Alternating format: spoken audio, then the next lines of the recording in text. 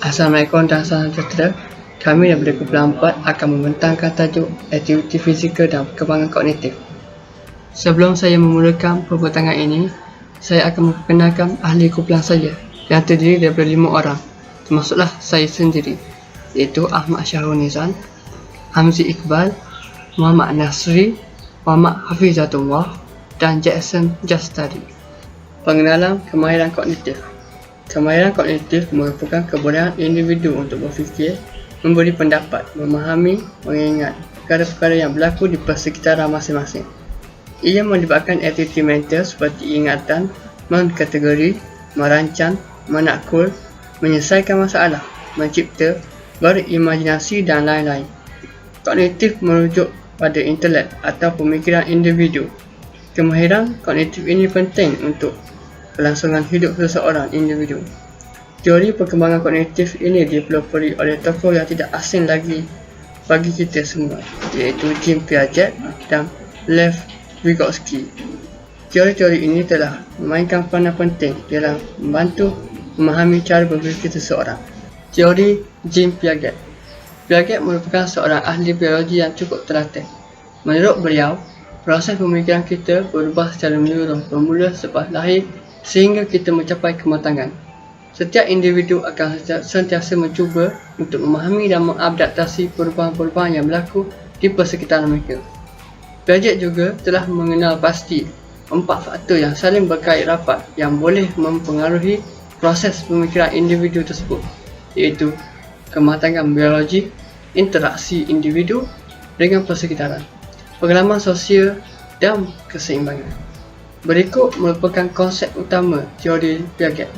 Teori perkembangan kognitif Jean Piaget menunjukkan bahawa kanak-kanak bergerak melalui 4 peringkat perkembangan mental, iaitu tahap sensorimotor, bermula dari kelahiran hingga kepada umur 2 tahun.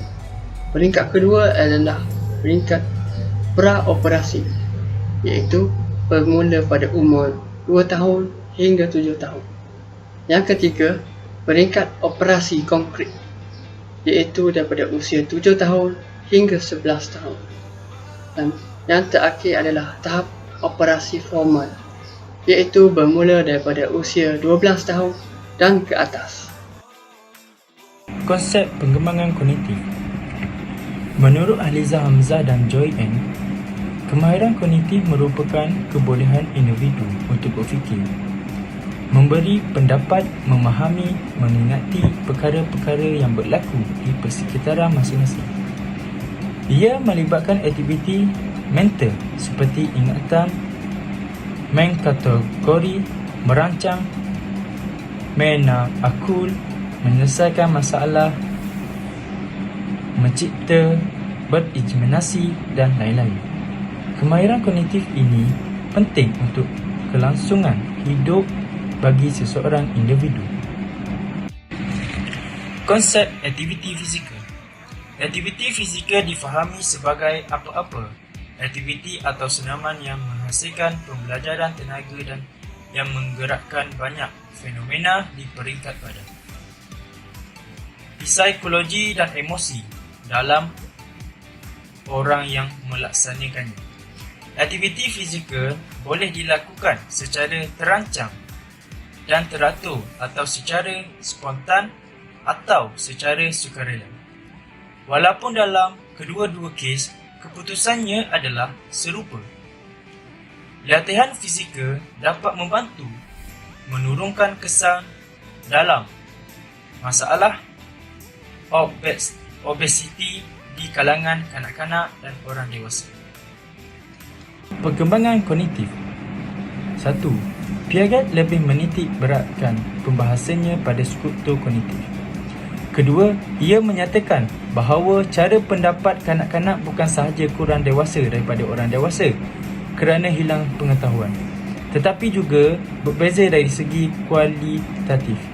Ketiga, teori Piaget sering disebut epistemologi genetik kerana teori ini bertujuan untuk mengesan perkembangan kemampuan intelektual, bahawa genetik merujuk kepada pertumbuhan perkembangan bukan pewarisan biologi. Keempat, anak dilahirkan dengan beberapa skemata sensorimotor yang memberi kerangka bagi interaksi awal anak dengan lingkungannya. Kelima, interiorization menghasilkan perkembangan operasi yang membebaskan anak dari keperluan untuk berurusan langsung dengan persekitaran kerana dalam hal ini anak sudah mampu manipulasi simbolik. 6. Pembangunan operasi memberi kanak-kanak cara yang komplet untuk mengenai persekitaran dan oleh itu kanak-kanak dapat melakukan tindakan intelektual yang lebih kompleks. Okey, bagi perkembangan kognitif, setiap orang ini mempunyai pengaturan dari dalam pada sistem kognisinya, yang mana sistem pengaturan ini ia terdapat sepanjang hidup seseorang dan berkembang sesuai dengan perkembangan daripada aspek-aspek kognitif. Antaranya ialah daripada aspek kematangan, yang mana ia merupakan pengembangan sistem saraf sehingga fungsi sedir yang menjadi lebih sempurna dari semasa ke semasa. Yang kedua adalah dari segi aspek pengalaman, yang mana hubungan timbal balik dengan persekitaran.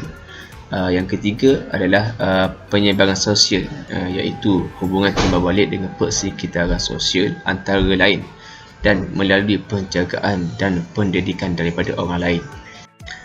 Okey, untuk yang terakhir adalah daripada aspek keseimbangan, iaitu sistem pengawal seliaan dalam diri anak tersebut yang mana mampu menjaga keseimbangan dan penyesuaian dengan persekitarannya. Okey, bagi pengembangan kognitif kita ada 4 tahap. Yang mana tahap pertama adalah tahap sensory motor stage, tahap kedua adalah tahap pra-operasi, tahap ketiga tahap operasional konkret dan yang keempat adalah tahap operasi formal. Bagi tahap pertama iaitu tahap sensory iaitu motor stage daripada umur yang baru lahir hinggalah 2 tahun. Pada masa ini anak berada dalam keadaan tempoh pertumbuhan yang dicirikan oleh kecenderungan sensori motor yang sangat jelas. Okey, bagi tahap kedua adalah tahap pra-operasi iaitu daripada umur 2 tahun hingga 7 tahun. Pada tahap ini ia disebut sebagai tahap intuisi kerana perkembangan kognitifnya menunjukkan kecenderungan yang ditandai dengan suasana intuitif. Maksudnya, semua tindakan rasional yang tidak disokong oleh perasaan kecenderungan semula jadi sikap yang diperolehi dari orang yang bermakna dan persekitarannya. Bagi tahap ketiga adalah tahap operasi konkret yang mana daripada umur 7 tahun hingga 11 tahun. Pada peringkat ini, kanak-kanak mula menyesuaikan diri dengan realiti sebenar dan mula mengembangkan rasa ingin tahu mereka. Contohnya, interaksinya dengan persekitaran, termasuklah dengan ibu bapanya, yang mana ia telah berkembang dengan baik kerana egocentrisinya telah menurun. Kanak-kanak dapat memerhati, menimbang, menilai dan menerangkan pemikiran orang lain dengan cara yang kurang egosentrik dan lebih berobjektif. Bagi tahap yang terakhir iaitu tahap operasi formal, iaitu daripada 11 tahun dan ke atas. Pada masa ini, anak ini telah dapat mewujudkan keseluruhannya dalam kerjanya yang merupakan hasil pemikiran logik. Daripada aspek emosi dan moral juga telah berkembang sehingga dapat menolong menyelesaikan tugas mereka. Seterusnya kita pergi kepada ciri-ciri perkembangan kognitif.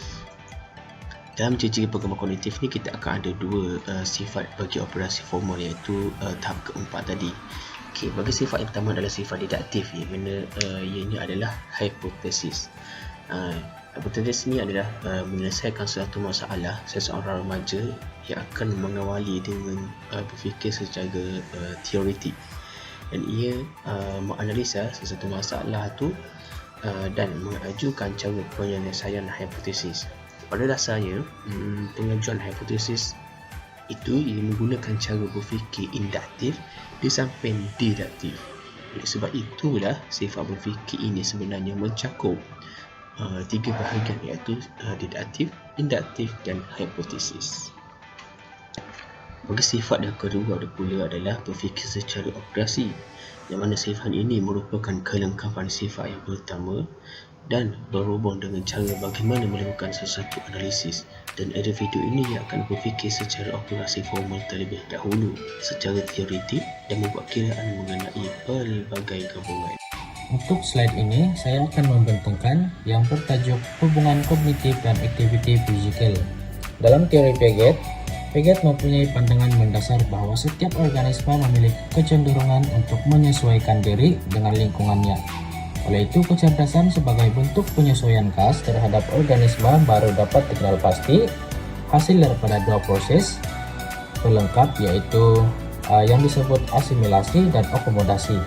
Seterusnya pula adalah mengenai hubungan intelektual dan tingkah laku, di mana organisme sebagai sistem yang dapat menyesuaikan diri dengan persekitarannya karena kemampuannya untuk menampung struktur kognitifnya, sehingga objek baru dapat ditangkap dan dipahami dengan secukupnya. Seterusnya adalah mengenai tajuk utama ini, yaitu hubungan kognitif dan aktiviti fisikal, di mana penyesuaian kepada fakta yang diperoleh melalui pengalaman baru dikenali sebagai tempat tinggal. Oleh itu, proses asimilasi dan akomodasi adalah dua proses yang berlawanan, yang bermaksud bahwa dalam proses asimilasi, apa yang berlaku adalah penyesuaian pengalaman baru yang dia dapat dengan struktur skema yang ada dalam diri individu. Sementara akomodasi adalah proses menyesuaikan skema dalam diri individu kepada fakta baru yang diperoleh melalui pengalaman persekitaran. Untuk pengetahuan semua, asimilasi adalah suatu proses individu memasukkan dan menggabungkan pengalaman-pengalaman dengan struktur psikologis yang telah ada pada individu. Slide yang seterusnya, saya akan menerangkan tentang faktor yang mempengaruhi perkembangan kognitif, di mana terbagi kepada dua, yaitu faktor keturunan dan persekitaran. Bagi faktor keturunan, anak-anak sudah bagi faktor keturunannya sejak dalam kandungannya lagi, mereka mempunyai sifat yang menentukan daya kerja kognitif mereka. Anak-anak berpotensi sama ada kemampuan berpikir secara normal, di atas normal atau di bawah normal. Walau bagaimanapun, potensi ini akan berkembang atau direalisasikan secara optimum sekiranya persekitaran tidak memberi peluang untuk berkembang. Oleh itu, peranan persekitaran sangat menentukan perkembangan intelektual kanak-kanak. Faktor yang kedua adalah persekitaran. Dalam faktor persekitaran ini terbagi kepada dua unsur yang mempengaruhi kognitif kanak-kanak, yaitu yang pertama, unsur keluarga. Paling penting dilakukan oleh keluarga atau orang yang lebih tua adalah memberikan pengalaman kepada anak dalam berbagai bidang kehidupan sehingga anak memiliki informasi yang banyak yang merupakan alat bagi anak untuk berpikir. Unsur yang kedua adalah sekolah, institusi formal yang diberi tanggung jawab untuk meningkatkan perkembangan anak-anak dan secara berpikir anak-anak. Dalam kedua-dua faktor ini sememangnya ia tidak dapat dipisahkan secara berasingan. Untuk slide ini pula adalah mengenai perbezaan individu dalam perkembangan kognitif. Perbezaan individu dalam pembangunan intelektual manusia mempunyai perbezaan antara satu sama lain dalam pelbagai aspek, termasuk bakat, minat, kepribadian, keadaan fisikal, keadaan sosial, dan kecerdasan. Dalam perbezaan kemampuan dan kepantasan pembelajaran, perbezaan individu pelajar akan tercermin dalam ciri mereka dalam kebolehan, kemahiran, sikap, dan tabiat belajar, serta kualiti proses dan hasil pembelajaran dari aspek kognitif, efektif, dan psikomotor.